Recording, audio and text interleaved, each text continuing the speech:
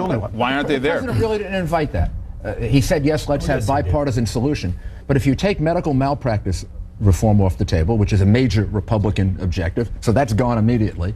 You take interstate purchase of insurance off the table, that's gone immediately. It becomes impossible for most Republicans to figure out how you're going to save the money other than pulling the plug on grandma. The president, remember what the president said was, this is going to be deficit neutral.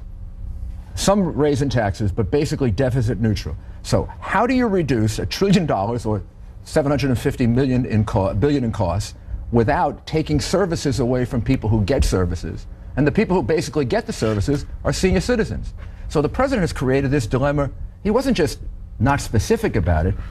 The assumptions that he made led to the conclusion that you have to cut massive numbers of people off. Mr. Mayor, what has been interesting to me is that the Republicans have raised the public option as some kind of an Orwellian monster.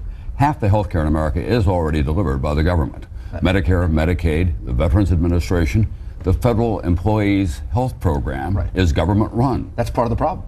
Part of the problem, and half of it is already in the hands of one massive monopoly. You make that monopoly greater and you destroy private insurance. The same idea as the antitrust law.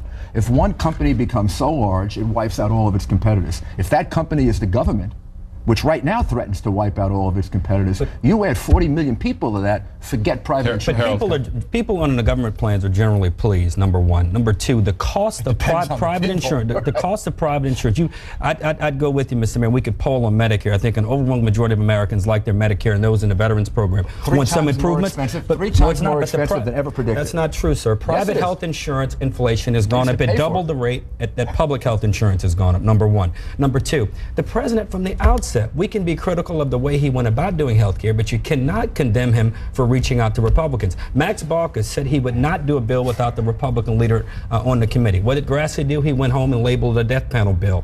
You had the senator from South Carolina, DeMint, say, if we stop Obama here, we can stop everything that he stands for. And three, Mr. Mayor, it's unfair. I appreciate your talk about fiscal responsibility now, but you didn't say a word about the tax cuts, the $1 trillion tax cuts, how we would pay for it. You didn't say a word about the $1 trillion Medicare prescription drug bill, how we would pay for it. You didn't say a word about the $1 trillion for the war, things we needed to do, but at least this president is saying, I'm going to pay for it. So for you to be critical, be consistent is the only thing I say. Well, the reality is you can't tell me you're going to do a bipartisan proposal and then take off the table two of the major things that I want to see compromised. I would agree with you on malpractice reform. It should be a part of it. But that's saying to Republicans, forget the code words, that's saying to Republicans, forget the way you look at it, we're going to do it my way, now let's compromise.